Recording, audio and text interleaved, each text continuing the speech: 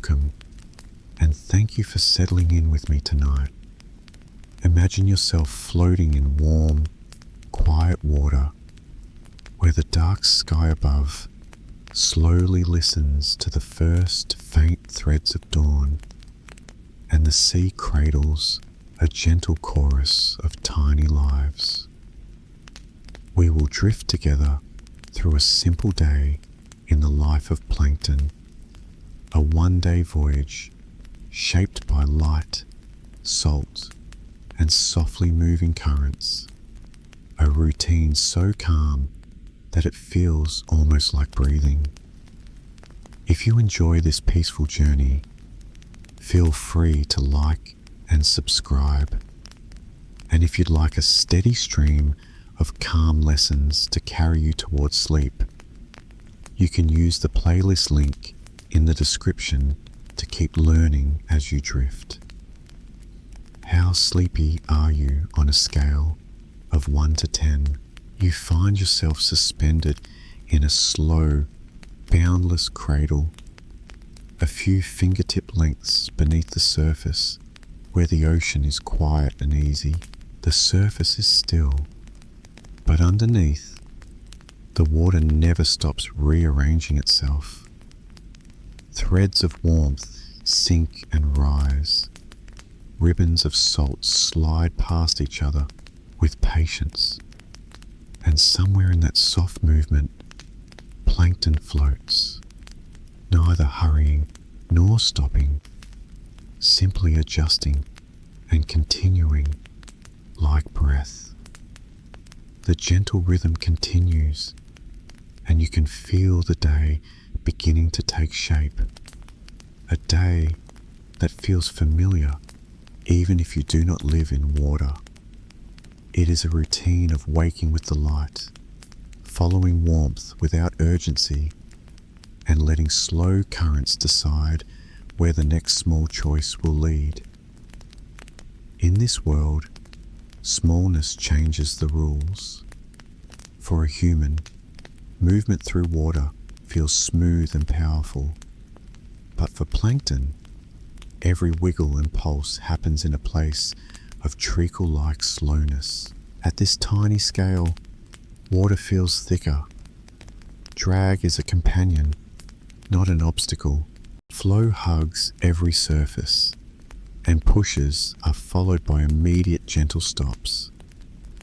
Imagine yourself reaching a hand into honey and moving so slowly that the honey seems to embrace you, dimming momentum, smoothing corners, and erasing suddenness. That feeling is the everyday truth for the floating lives here. Their world is a world of low Reynolds numbers, though the phrase need not concern you. All it means is that stillness and steadiness govern the day, and suddenness dissolves into nothing. The gentle rhythm continues. The light above begins as a cool, bluish wash, faint as silk, then slowly expands. Particles of salt and tiny bubbles draw a soft, powder blue glow down into the water column. Phytoplankton, the floating plants of the sea, can sense this change without urgency, adjusting tiny structures within their cells to catch sunshine more comfortably. Their pigments are quiet looking to our eyes, a muted green that remembers leaves on a slow summer day.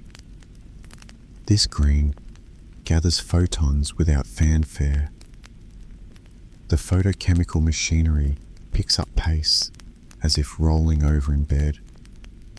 Thin layers of membranes, called thylakoids, hold tidy rows of pigments and proteins that pass light energy along with the calm efficiency of a routine practiced 1,000,000 times. Carbon dioxide slips gently into the chemistry. Water shares its electrons, and oxygen is released like a soft exhale. There is simplicity in this measured pulse of light and chemistry. Sugar forms not as a celebration, but as habit. It is stored in tiny granules or sent outward as a quiet gift. Some of this sugar dissolves into the water, a whisper of dissolved organic matter that other small forms will sip later, each at their own unhurried pace. The tiny cells remain suspended by balances they manage slowly, the weight of minerals they accumulate, the buoyancy of oils they create, the posture of tiny spines that increase drag just enough to slow any sinking they do not intend. There is time for everything here, and almost nothing is rushed. Salt is not just a taste in this universe.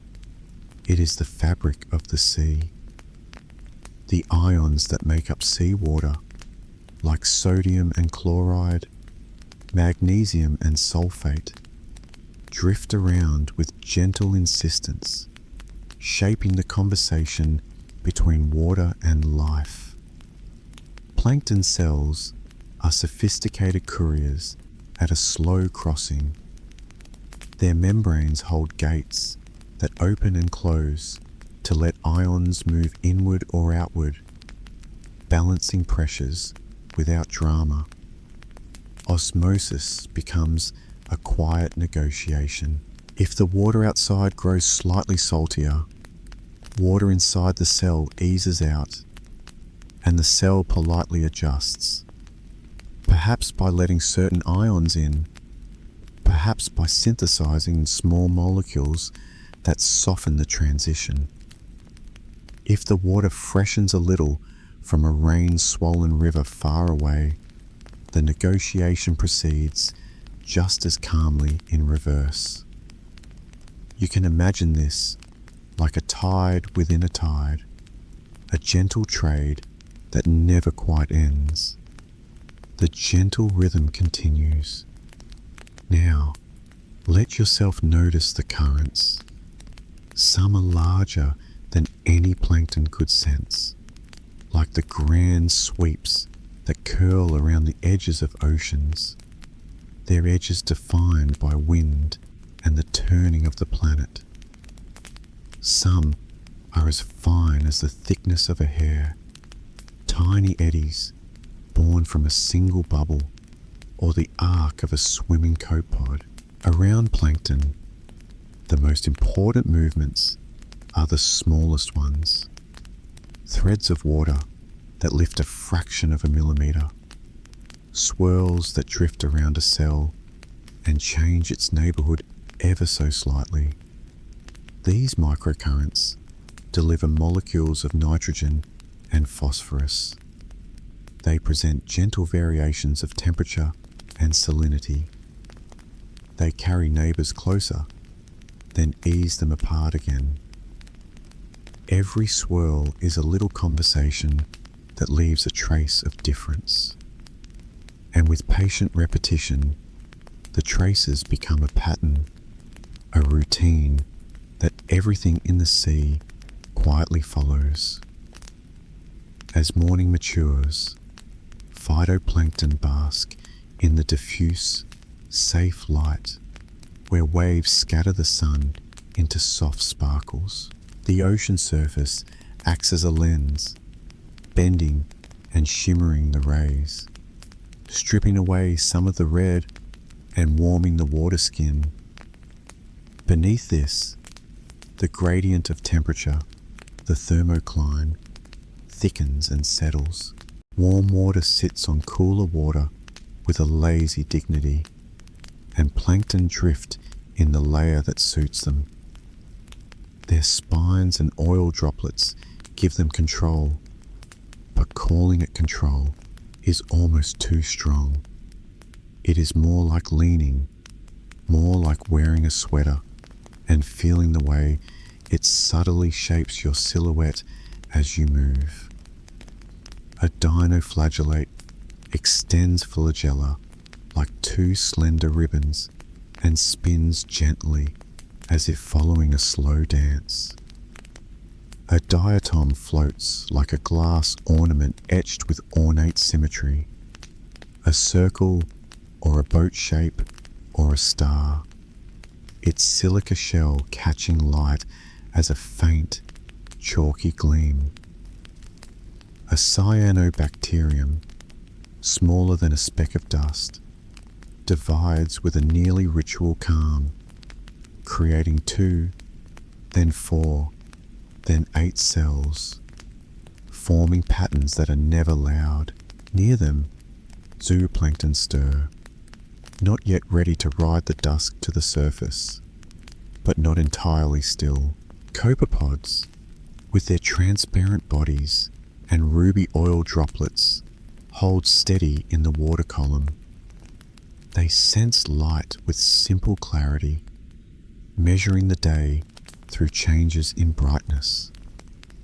Thin antennae taste chemicals in the water. They curve their feathery appendages like tiny oars and pull water toward their mouths, filtering out suspended morsels with a motion that is precise and patient. Nothing is hurried here because the water itself prevents haste. Each beat draws a little plume of water that slows almost immediately. Yet repetition is persistent, and persistence is enough. Imagine yourself drifting beside a copepod, watching the oar-like limbs move in rhythm. The stroke is smooth and quiet, like turning the pages of a book in a still room. Bits of phytoplankton approach, are sorted, and pass into a small mouth, as if the copepod were a librarian filing cards in a drawer without any hurry at all. Some food is not suitable. Those pieces drift away again, perhaps caught by another mouth that finds them just right. In this world, what is edible and what is not varies with season, with light, even with the trace minerals available in the water that morning. Iron and silica, phosphate and nitrate play their roles with the same unassuming grace. Just present enough, sometimes a little less, sometimes a little more. The gentle rhythm continues. Just above, the surface reaches out to the sun, exchanging gases with the air. Oxygen trickles downward, while carbon dioxide drifts upward and meets the wind. Waves flicker, shaping the aeration with playful scales. But underneath, the exchanges are mild and measured, a thin film on the surface, rich with invisible life, slows and guides the transfer. It is a quietly complicated place, this micro layer, where natural oils from plankton and the streamlined molecules they release spread and align, making slicks that look like soft pencil strokes on a blue page. When the wind is light, long streaks appear, parallel lines that drift with equal leisure. These are the signature of Langmuir circulation, where spirals of water roll under the surface like a slow-motion conveyor. Plankton find themselves collecting in bands, then slipping away again, as if the ocean were gently combing their hair. There is no rush. The day is still early. You can feel heat radiating softly from above, warming the upper water like a blanket warmed by noon sunlight through a window. Plankton respond without any sense of drama. Their enzymes tick over faster in mild warmth, earlier tasks finishing a little sooner than they might on a cooler day. Proteins fold and unfold with a slightly quicker rhythm, and membranes grow a shade more fluid, like butter softening on a plate.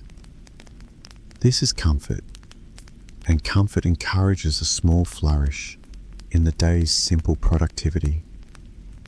Carbon is stitched into sugar and into tiny fats and into the gentle architecture of shells and frustules. Nearby, dissolving minerals find their way into structures with patient precision, arranging into spines, plates, and rings that look like jewelry seen through a magnifying glass. Microbes accompany plankton everywhere, though the difference between one and the other can be more about perspective than a rule. Bacteria sip the dissolved sugars that bleed in traces from plankton cells. The sips are not greedy. They are as rhythmic as breathing. Where sugars are plentiful, bacteria multiply slowly into communities that coat small particles in faint, sticky films.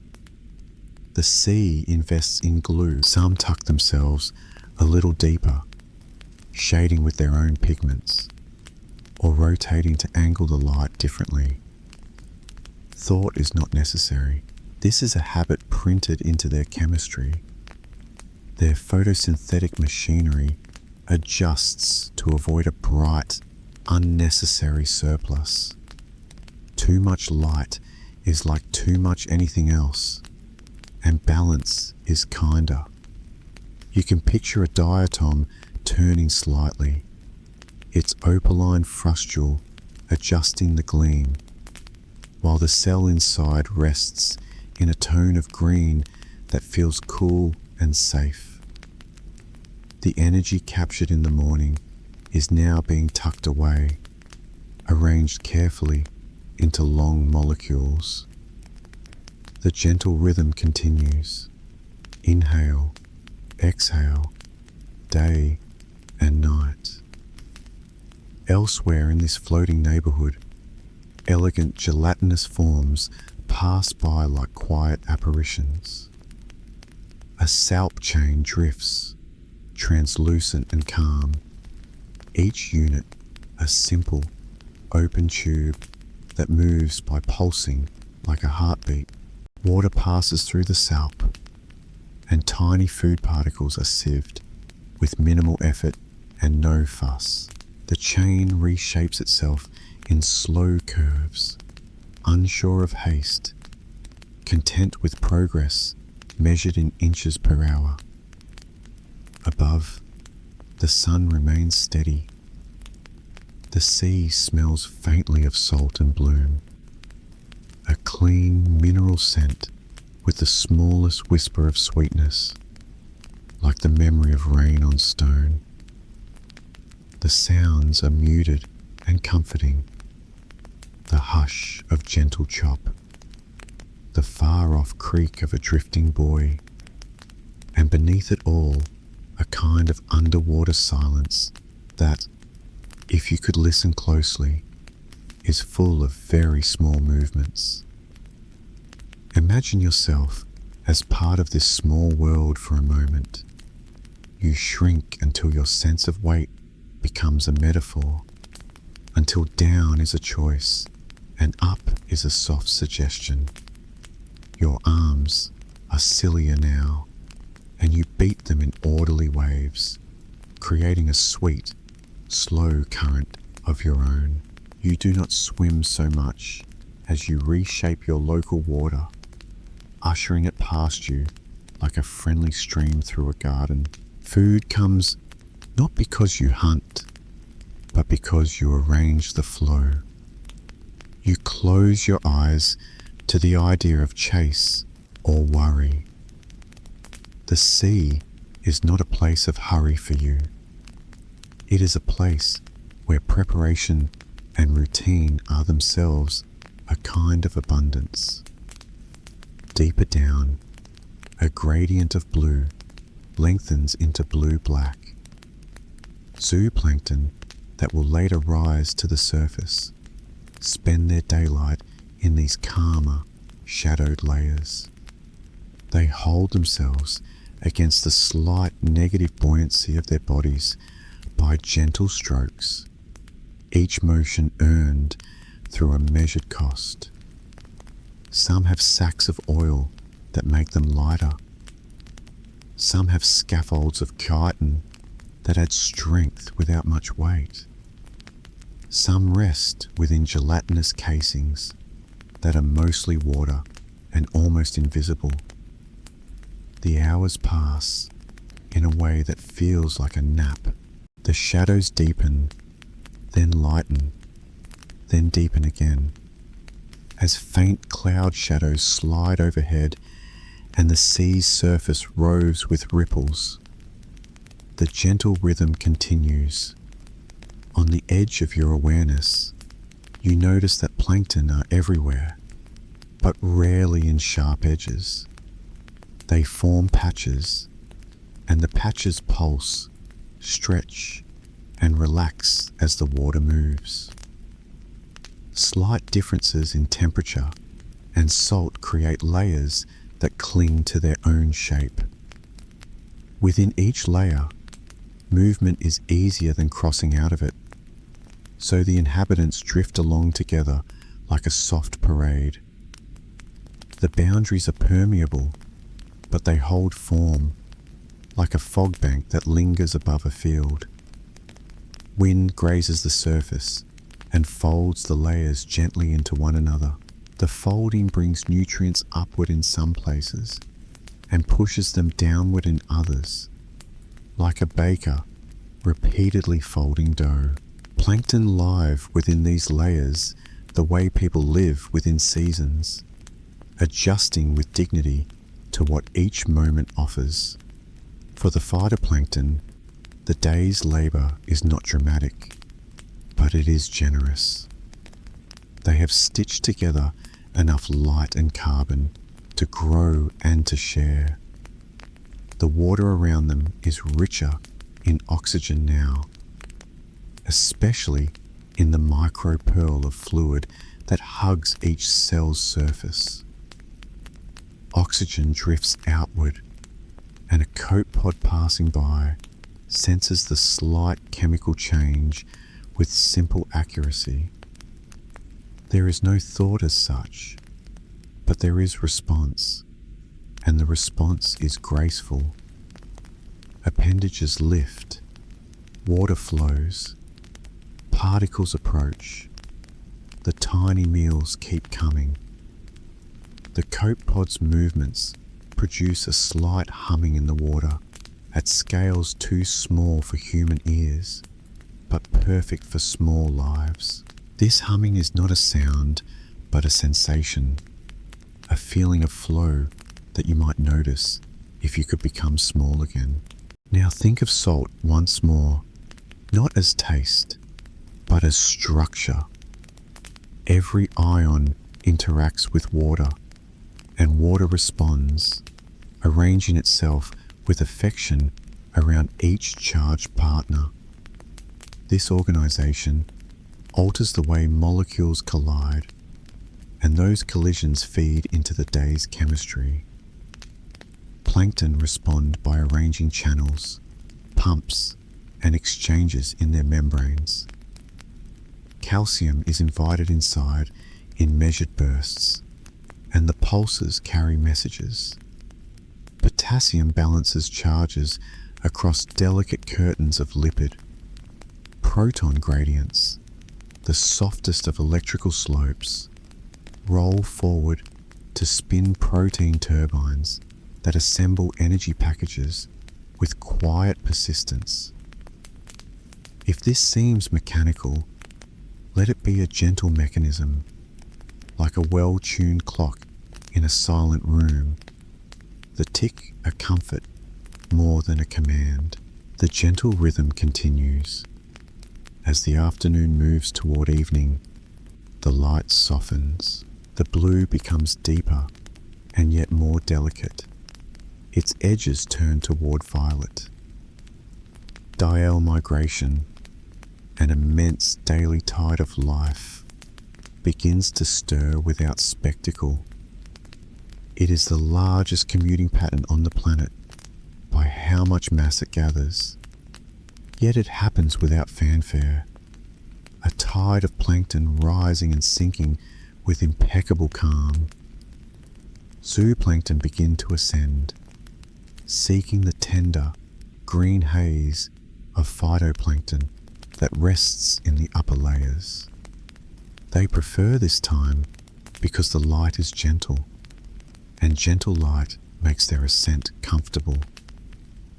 Shapes rise from the dim layers: copepods, krill in some regions, delicate larval forms of many creatures, quiet jellies, transparent larvae of fish with oversized eyes and patient hearts. As they travel, each is paced by its own size and shape, moving through a world that feels thick but dependable. Meanwhile, at the surface, the last of the day's heating eases. The water cools a tiny bit, and the temperature difference between layers thins just enough to make mixing easier. The ocean relaxes into evening. The first stars appear as vague suggestions in the brighter west.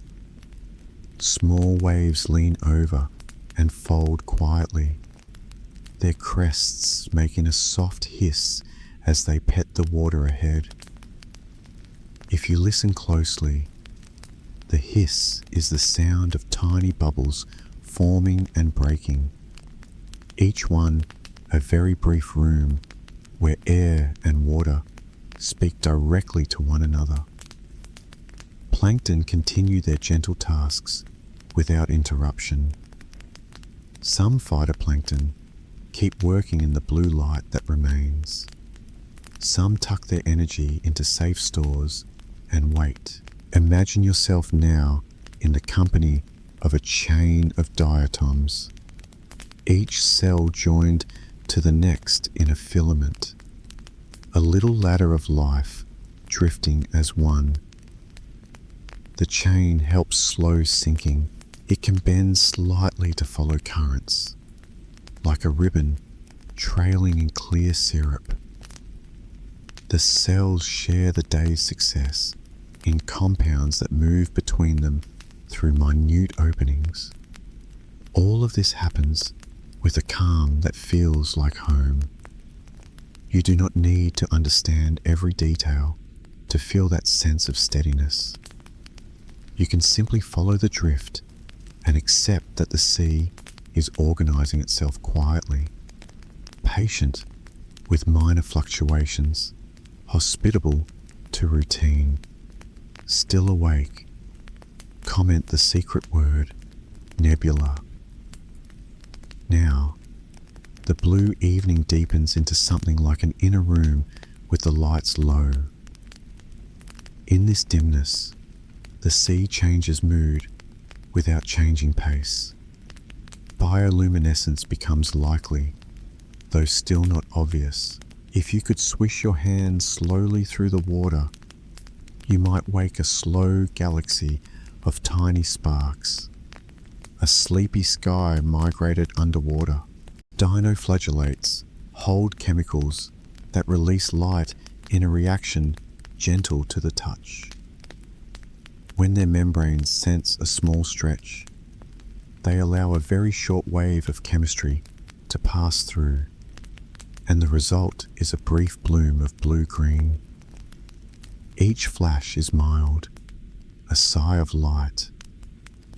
Schools of fish that cruise calmly near the surface paint brushstrokes of pale fire behind them as they glide, the line fading almost immediately into darkness. The light is not meant for alarm tonight. It is simply a quiet language that the sea speaks when stirred. Upward migration now extends through a greater range of depths. Zooplankton feed in the dim-lit layers where phytoplankton still hold their day's pigments gently. Copepods graze with the same careful strokes as before, but now They move a little more often toward patches where the chemical scent of food seems faintly stronger. Gelatinous grazers, like ctenophores, comb the water with rows of cilia that glitter when touched by stray light, aligning their plates in slow waves. Krill, in high latitude seas, rise as well, their small bodies assembled in loose ribbons that weave across the water column. The sea is never crowded here. There is too much space for that. The gatherings are felt as slight increases in presence, heavier but still calm, like a thicker fog in a field. In the darker layers below, other lives tend to the night in their own measured ways. Small bacteria rest within marine snowflakes and draw nutrient threads from the richer microclimates there. Protozoans stalk with such gentleness that the word does not seem accurate. They simply drift with intention, filtering what comes along. Transparent larvae of crabs and other creatures pass by as narrow, crystalline kites, rising with little gestures of their limbs, then floating again. Every gesture is quiet. The ocean's heartbeat is so steady that you could measure it by the regularity of gentle swells if you wished. The gentle rhythm continues. Light from the moon might soften the night. It leans into the water with a tenderness no sun can manage. Moonlight feels cooler, more forgiving. It hides in the troughs between ripples and sneaks into the shallows with a silence that seems complete. Plankton do not sleep in a way we would easily recognize, but they do have rhythms, daily, lunar, seasonal, all braided together. Some plankton count the nights in minute, chemical ways. When the moon is bright, certain cues are different. When it is dark, other patterns emerge. Spawning can be set to these rhythms. Growth pulses arranged to match shifting conditions. Nothing about this feels dramatic from the inside. It is simply the continuation of a long habit, like watering a plant before dawn each day. As midnight drifts by, the sea cools a little more, inviting faint overturn in the upper layer. The topmost water, just a hand's breadth thick, breathes with the free air. Oxygen dissolves a little more deeply. Carbon dioxide is breathed out into the wind. There is a symmetry here.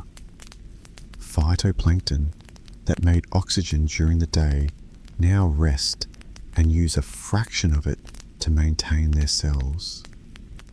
Zooplankton that fed among them release small packages of waste that hold nitrogen and phosphorus in forms useful to others. Bacteria tend to these packages as caretakers of a recycling room. The microbial loop carries energy and elements back into circulation, softly mending any frayed lines. The sea does not waste much. It repurposes with patience. Lower down, where light does not reach, a quiet economy holds. Plankton adapted to darkness manage their chemistry without the sun. Chemoautotrophic bacteria stitch carbon together using energy from chemical reactions rather than from light, quiet workers in a quiet factory. They thrive at subtle gradients, where oxygen fades and nitrate grows, where traces of ammonia appear, where sulfur compounds shift their forms with the mild changes in the water's chemistry. The gradients themselves are not abrupt. They are as soft-edged as twilight. The organisms there do not hurry. Finely tuned enzymes shuttle electrons along small, calm steps, letting energy fall like gentle rain into cells that can use it. Dawn approaches again, almost without announcement. Hours that lacked bright landmarks begin to gather a hint of colour at the edges. The shallows feel a little less cool. The sea reorients itself, and the upper layer prepares to receive another day. Zooplankton slowly begin to drift downward. Their gentler strokes carry them to deeper, dimmer water, where they will rest through the coming light. The largest migration of life happens again, unhurried and immense in its smallness. It is like watching sand settle in a tide that never quite ends. Above, phytoplankton feel the lazy warmth and the first brightening of light. Some return toward the uppermost layer, turning membranes and pigments outward like leaves. You notice now the way plankton shape their own small weather. During the day, the oxygen they release changes the feel of the water, increment by increment. The sugars they exude decorate the fluid with faint stickiness that later gathers dust-like bits into larger clumps. At night, the small exhalations of gases by everything that breathes in the water subtly shift the balance again. A single cell's influence is minor, but the sea makes room for billions upon billions of such influences, and that is enough to shape currents very slightly, to guide patterns with a delicate hand. These changes, accumulated over the day and over the months, are the backdrop of the year, and the year then becomes part of the steady, long, slow conversation the ocean keeps with the climate above. Imagine again the feel of salt at your fingertips, but softer, more like a whispered idea than a taste. That salt is both boundary and bridge. It lets water keep its structure and invites ions to take their places, maintaining neutrality with a decorous sense of balance. The amount of salt is consistent, though not perfectly so, and plankton notice. Where freshwater plumes spread from river mouths, the surface layer becomes lighter. Buoyancy changes gently, and so does nutrient supply. Plankton populations respond in kind. A few days after rains, a calm swell of growth might spread through the upper zone, then settle again as the setting normalizes. In open water far from land, salts are stable, and so is the routine, tuned to wind-driven mixing from above and the subtle breathing of deep water from below. The gentle rhythm continues, persistent and forgiving. The lives that dwell within shells of glass, diatoms, show how the ocean makes architecture at tiny scales. Their walls are etched with pores and ribs, doorways for flow that is always smooth. The pores guide water, and water guides molecules, and thus the cell feeds.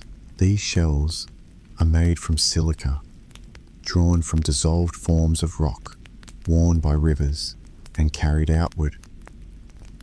The ocean exhibits patience. Eons of rivers shape molecules that become thousands of little houses for small lives that do their daily photosynthesis like half-remembered chores. Some diatoms form long chains with subtle hinges. Some form stars. Some adopt canoe-like silhouettes that drift with faint dignity. When they divide, each daughter keeps one half of the shell and builds the other half new, a gentle puzzle solved repeatedly without anxiety. Over time, heavier shells sink. Some rest on the seafloor in layers that gather as the centuries pass. A library of old days in the life of plankton, pages turned by gravity. Dinoflagellates prefer a different craft. Without glass, they rely on cellulose plates arranged in a swirling armor that looks like a miniature sculpture. They swim, slowly but deliberately, by spinning with two flagella, one encircling the cell like a belt, the other trailing as a rudder. The spin is a tender one, carving a spiral path upward or around, guided by light and nutrients in a balanced interplay.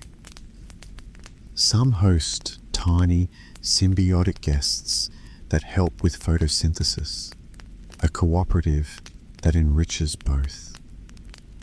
Some can change their buoyancy not with solid shells, but with chemistry, adjusting internal contents to sink or rise. They are versatile and accommodating, gentle in their preference for mild conditions and measured cycles. Cyanobacteria, smaller yet, carry the ancient style of photosynthesis that helped shape the air ages ago. Their pigments, tuned softly to the sea's filtered light, sip energy that would slip by larger pigments. They fix nitrogen in some cases, turning an abundant but stubborn molecule into something useful for communities around them. When they do so, they set small clockwork rules within their cells to separate the oxygen making from the nitrogen fixing, because the two do not live comfortably together. These rules proceed with discipline that never shouts. They divide and float, exist in filaments or in pearls on a string arrangements. In calm seas under long sunlight, they can become plentiful enough to hint at quiet colour. Even then, in the frame of this bedtime drift, the colour is a gentle watercolour, a suggestion, and not a shout.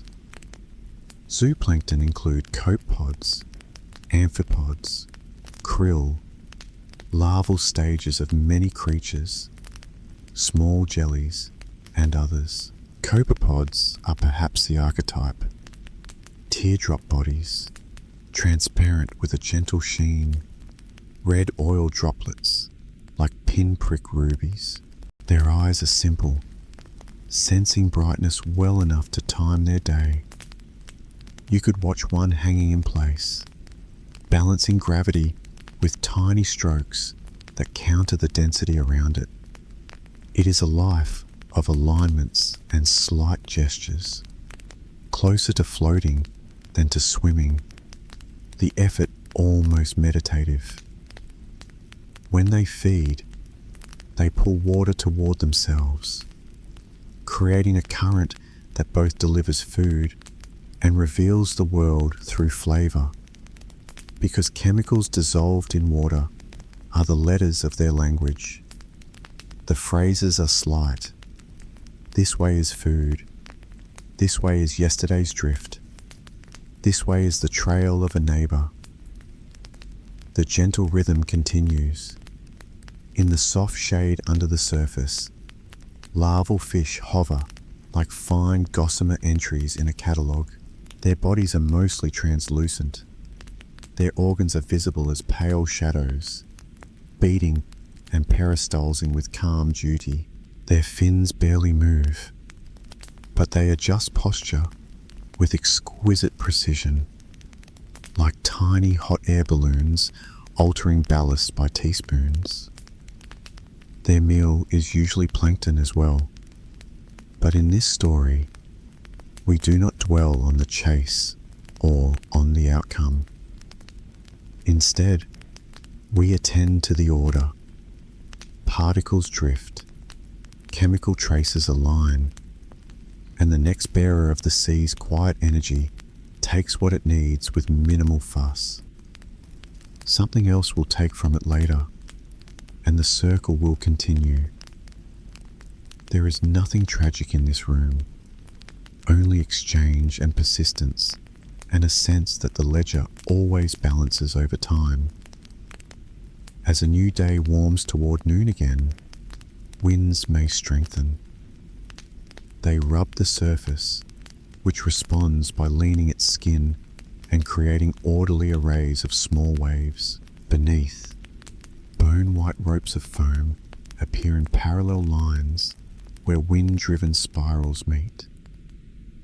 These lines gather floating material, bits of seaweed, bubbles, and sometimes layers of plankton that drift by, collect, and drift away, not captive, merely invited to linger.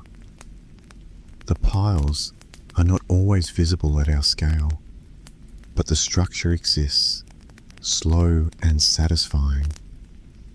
Plankton also respond to these spirals by moving ever so slightly up or down, not because they decide, but because the water carries them with unhurried confidence.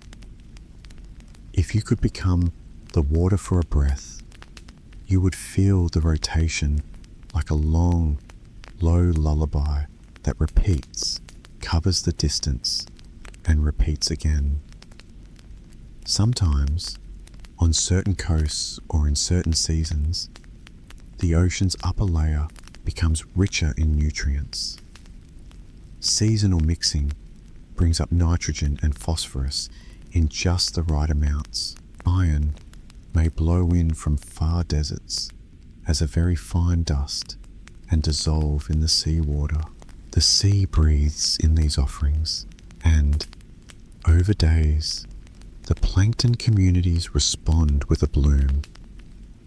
Even a bloom, described in this quiet way, is not a firework, but a soft thickening of life, a gentle, greenish hint that the sea carries more of itself than usual. This productivity is a soft cornerstone for much of the food web. It is the sea's garden, tended by wind and sun and salt. And like any garden, it requires only a steady hand and time. The gentle rhythm continues. Below the zone of light, decomposition proceeds with equal patience. The carbon sunk as marine snow continues its slow descent. Bacteria sip it, protozoans nibble, zooplankton graze, and the particles become smaller, then gather again, then become smaller once more. The water here is cooler and denser, and its chemistry is subtly different. Oxygen becomes rarer with depth as demand continues and supply weakens, but still, in many places, the water carries enough to maintain its quiet occupations. Where oxygen thins more seriously, the types of microbial life change, choosing pathways that can run on other chemistry. Nitrogen changes form, nitrate to nitrogen gas, a gentle release back into the ocean's broader cycles.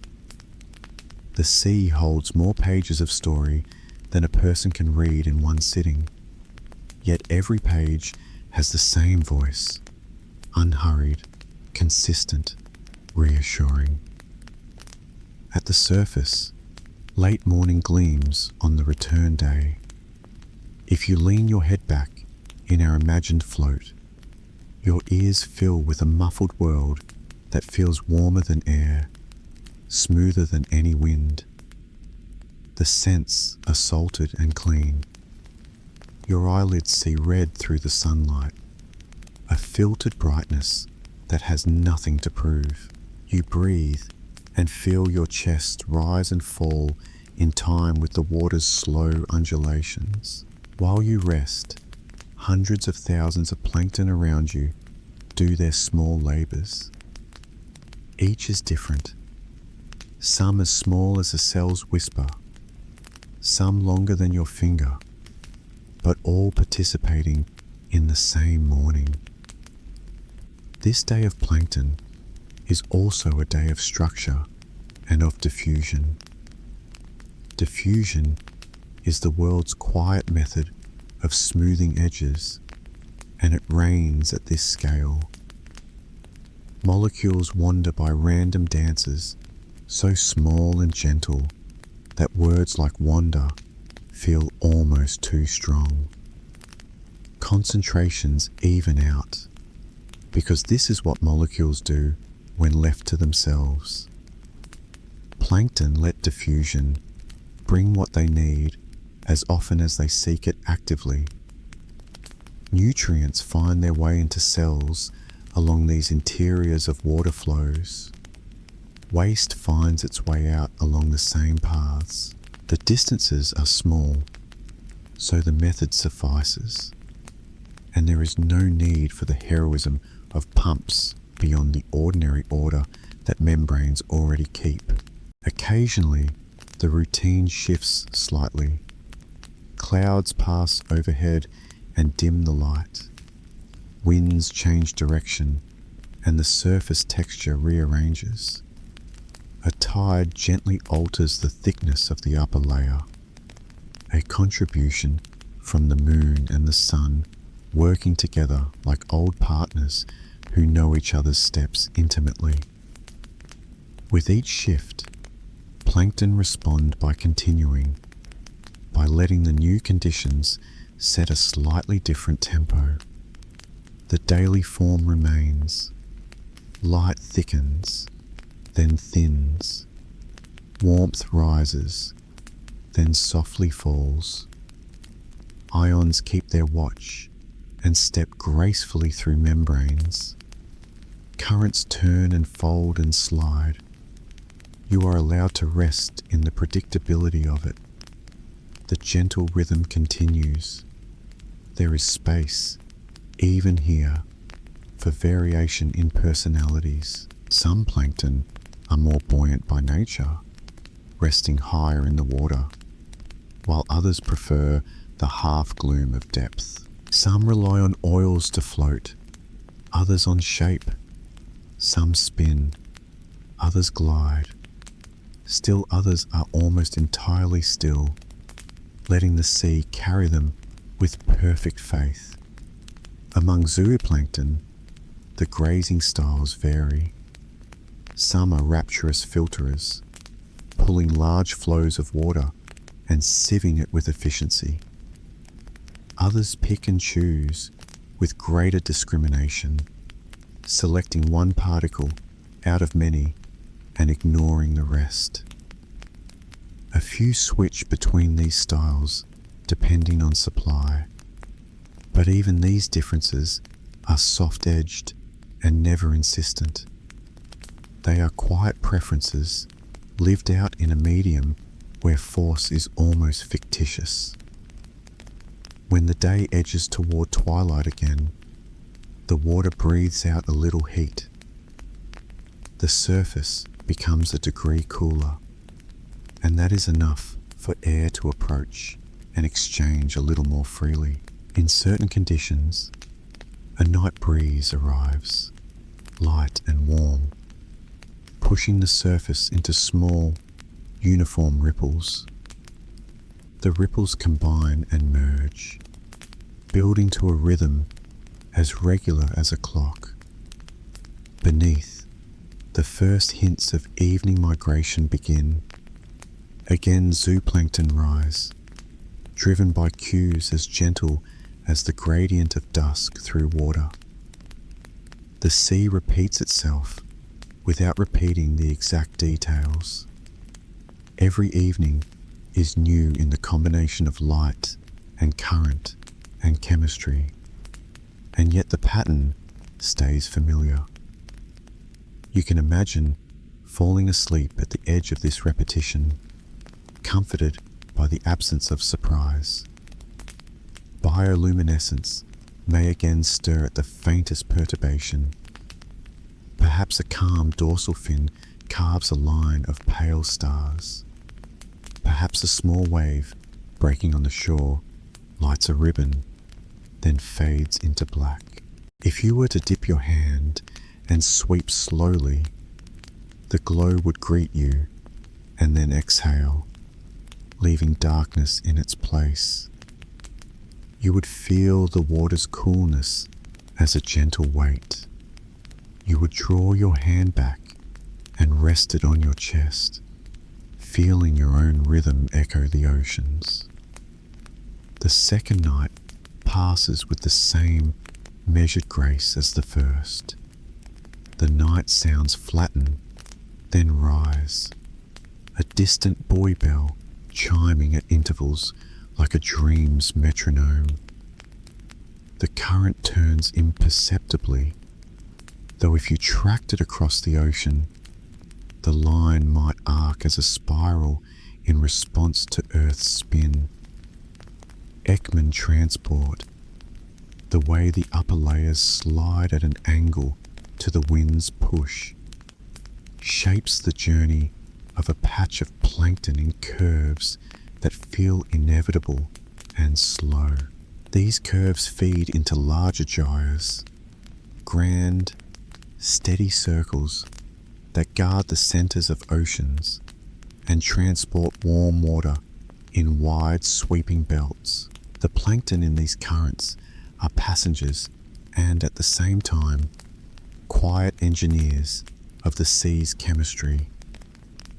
By the time dawn returns again, the world of a day has been lived fully by plankton, and yet nothing has demanded speed. The sunlight drifts down once more, sifting through the waves, moderated by salt and warmed by the air. Phytoplankton lit back into their green work. Some pump protons across their membranes to spin the tiny turbines that make the day's energy packets. Some adjust to the day's spectral quality, since light passing through water loses its reds and keeps its blues, making blue-green the rule and leaving the far red to die out quickly.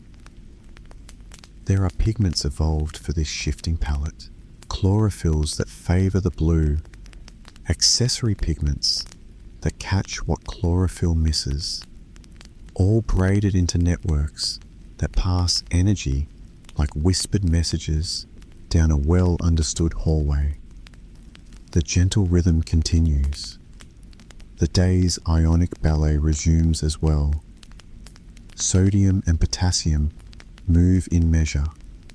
Chloride and bicarbonate drift and balance. Calcium steps in for quiet signaling. Magnesium lodges itself into chlorophyll's heart and keeps it aligned. Phosphorus builds and breaks bonds that store energy. Nitrogen slips into amino acids and builds the tender scaffolds of enzymes. Trace metals, present in minute quantities, take their particular seats on enzymes, making reactions possible that would otherwise be too slow. The sea is filled with these thresholds. Too little of a trace element, and the reaction is sluggish, just enough, and the entire dance flows as if it always knew how to move.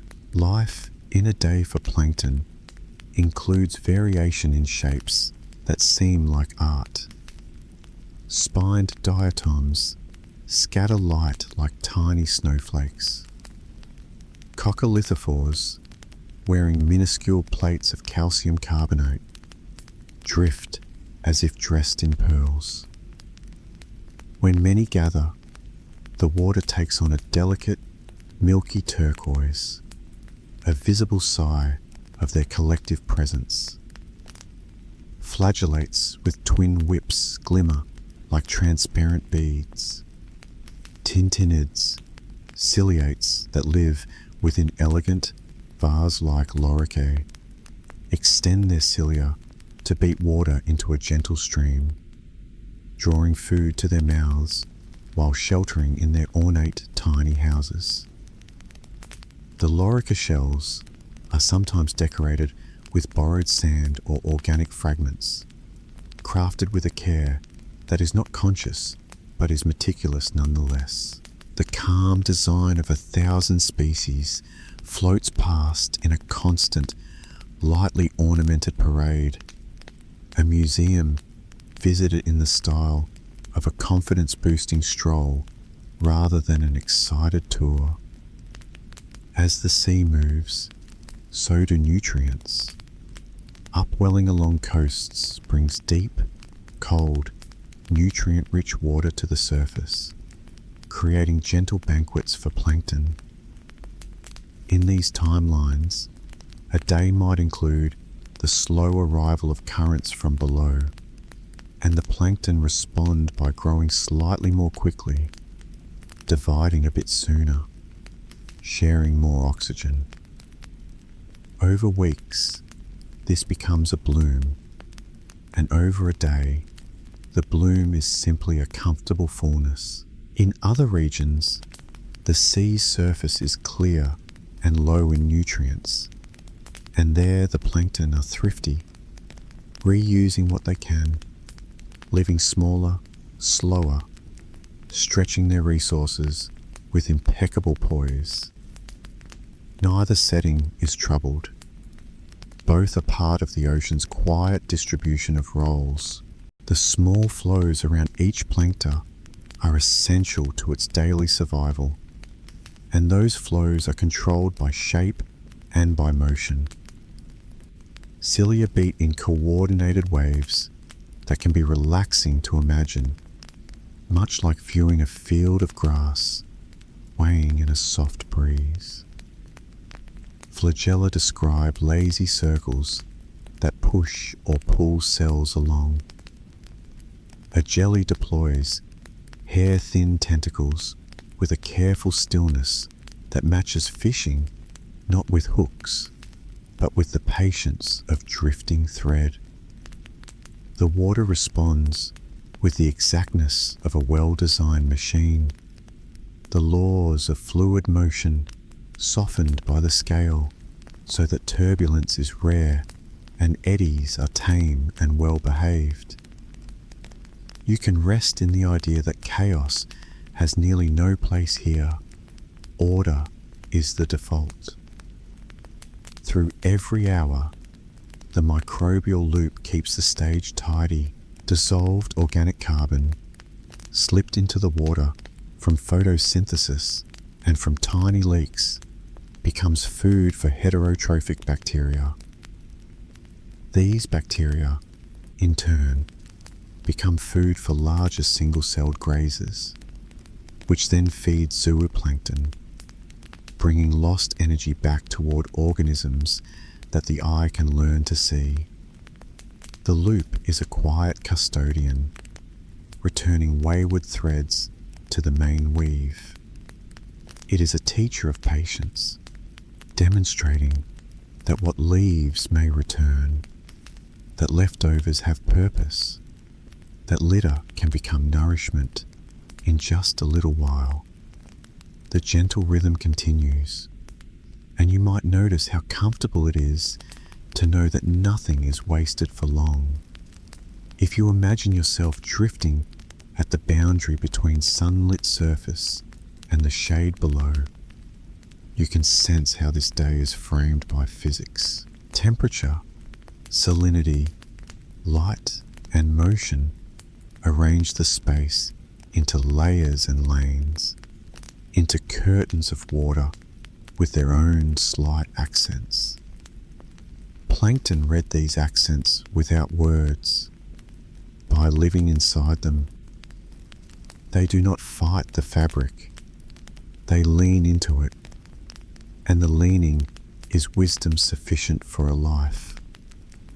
In the mild hours of afternoon, a copepod may hold steady among sunbeams that filter through like gold threads in turquoise cloth, its oars beating and resting in alternation. Its oil droplet glows like a faint jewel. Its mind, if that word can be borrowed here, is free of plans. It has a program that is gentle, responsive, and durable. It cannot panic, because panic requires decisions that do not belong to this scale. As evening nears again, purple hues touch the horizon, the air cools, and a small onshore breeze may creep in, carrying the delicate smell of salt and the softer scent of living water. The migration will begin once more. You feel calm in anticipating it, as you felt calm in waking with the light. The idea that millions of tiny animals rise together should feel grand, but because the motion is so measured, it is more like the smooth spread of ink on paper. There is satisfaction in seeing systems repeat without error. The sea is good at repeating. It knows its rhythms intimately. Bioluminescent cells prepare their chemistry, luciferin and luciferase tucked away in tiny packets, aligned and ready, not as a performance, but as a reflex. Lightless hours tuck themselves into the spaces between stars. The seabed receives the soft rain that never truly stops. You could fall asleep on a floating raft among these rhythms and rise in the morning with little difference, confident that somewhere below you, a simple day in the life of plankton has been lived again with the same smooth graciousness. Perhaps you would wake to a calm sea in which the only lines are the faintest tracks of foam, and the only sounds are the hush of water on wood and the far coo of a distant seabird. Between days, the sea's larger cycles move. Seasons gradually rotate plankton communities. In spring, temperate waters mix with winter's churned nutrients and daylight grows, offering gifts that plankton accept politely, with growth that feels like a quiet garden waking. In summer, layers stratify and surface nutrients ease back. Growth slows into a steady hum. Autumn brings cooling, mixing again. A few last flourishes before winter wraps the sea in deeper breath. The equatorial zones keep their own slower monotony, and polar regions live by the drama of light and darkness without needing speed themselves. Plankton always make use of whatever the sea sets on their table. Imagine, finally, closing your eyes and letting your breathing find the ocean's pace. Inhale, long and easy. Exhale, longer and easier still. You are afloat among lives that measure time in different units, but the feeling of rest is the same. The world's details narrow to the hush of a current brushing past you, to the coolness on your cheeks, to the sense that gravity here is less of a rule and more of a suggestion. You are part of the calm, not separate from it. In this feeling, plankton go on with their day. Light to sugar, to the soft release of oxygen, salt to balance to the untroubled mechanics of membranes, warm currents to lazy motion, to a gentle relocation that gives tomorrow a new view but the same routine. The gentle rhythm continues. If your eyelids are heavy, that is perfectly welcome. Let them fall. The ocean is wide enough to carry this story without you needing to hold it up. Plankton will live their day again in a few hours, and again after that, quietly, completely, resolving the tension between motion and rest by choosing both. When you wake, the light will have travelled a bit farther across the sea, and the currents will have turned their slow arcs by fractions of a circle. The plankton will still be here, marking time, making breath, writing a slow poem in sugar, salt, and warmth that the rest of the ocean reads as if by instinct. The final light of evening eases away, leaving midnight again, then the pale suggestion of dawn. The water inhales, exhales. Above, a new sun hums low and friendly. Below, a familiar breakfast waits for tiny grazers. Once more, cells warm to their work. Once more, the daily commute sets itself in motion under velvet blue skies. The day repeats. There is no hurry because repetition's enough, and enough is a kind of peace. Rest now in that knowledge.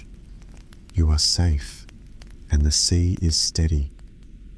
If this quiet voyage helped you unwind, a gentle like and a calm subscribe. Help us keep releasing these soothing journeys this often.